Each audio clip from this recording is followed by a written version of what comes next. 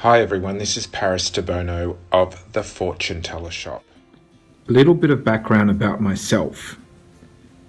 I've been a professional fortune teller since 1990, and I specialize in tarot, astrology, palmistry, and Lenormand cards. I've managed and owned 5 different fortune telling shops in that time as well. I love my job and I take it very seriously, and I enjoy helping people and guiding people in their lives and answering questions, everything that a good fortune teller should do. In defense of my career and my industry, every day I'm amazed when I speak to clients how the cards tell the story of that person's life. Now, I don't exactly know how the cards do it, but I can tell people, to complete strangers, things about their lives in minute detail. And it's surprising to me, even though I've been doing this job for this long, I'm still fascinated and surprised every single day how the cards tell the story of the person's life. So in this industry, there are some people that abuse this type of knowledge and this type of work. I can't deny that. They're out there, so be careful. However, there are also tricky people in every other industry type of work or career in this world. Can you think of one industry that doesn't have dodgy people in it? If you can, please write that in the comment section. But if you think about it, humans by nature, there's always a percentage of dodgy people in every industry. There are dodgy doctors, there are dodgy policemen, there are dodgy teachers. So it's not just the fortune telling industry that dodgy people occur. Some people just don't have talent to read the cards, and so they fake it. They're fakes, and I agree that there are lots of fakes in this industry. I've met some in my career as well. And I've even made videos about the scammers. If you check out my Scam the Scammer videos, I have a whole series about that. So I'm making a response video. I saw this video on YouTube on the National Geographic channel, and here is the link.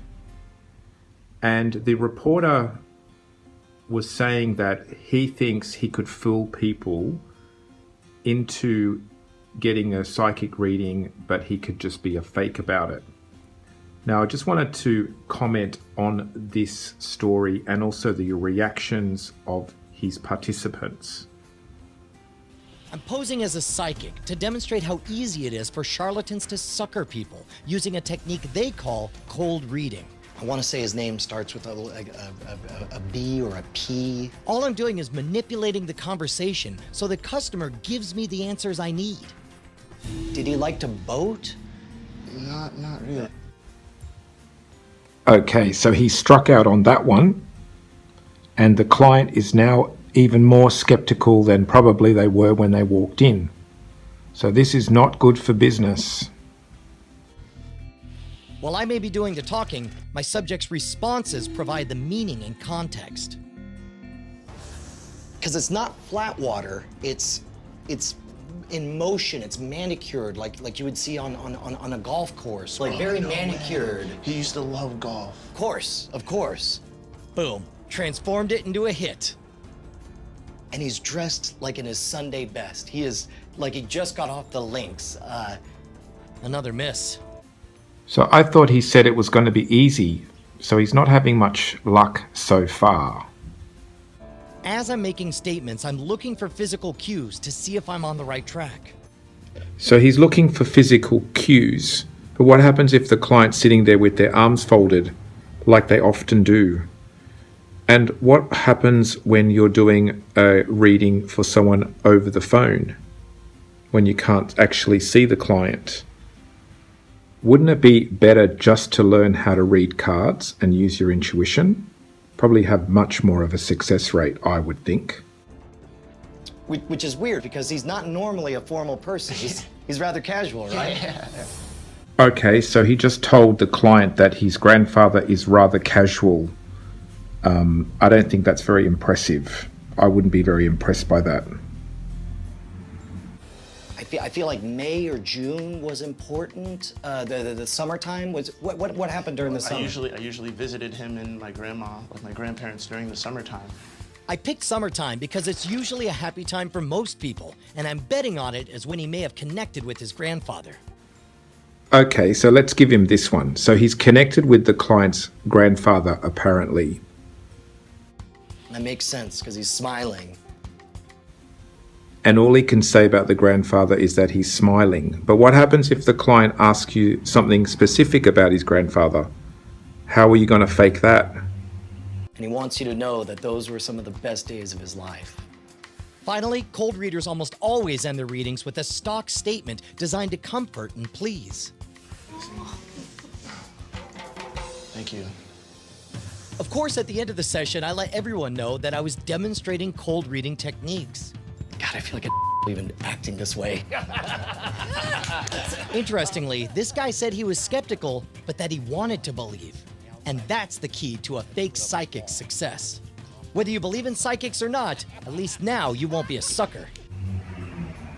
So in summary, I would not be impressed by a fortune teller or psychic who said the letters B and P and that I visited my grandparents in summertime and that my grandfather is smiling. That would not satisfy me. I would not be happy about that. I'd probably want a refund. I would never go back to that person ever again. And I would tell my friends and people I know never to go to that fortune teller because they are obviously not talented. So in conclusion, I agree. There are fake fortune tellers out there. Just be smart. And I think most clients are generally smart enough to know the difference. Yes, you might find one or two people that believe anything, but they are not the majority. I don't think this reporter really convinced any of the people that he was reading for in this room that he was actually authentic. They were giving him quizzical looks every time he spoke. I actually think it's hard to be a fake psychic. I think it's harder to be a fake psychic than to actually be one that actually knows how to read cards. These customers look very skeptical.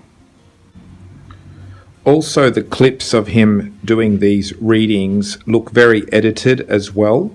So I'm wondering how many questions he got wrong or how many things he said that the client disagreed with. So again, the way that the film was edited seemed quite limited, like the clients didn't really say much. So I feel like even the way they edited the interview or the session was not probably authentic as well. So even the media lies too. This is Paris Debono of the Fortune Teller Shop.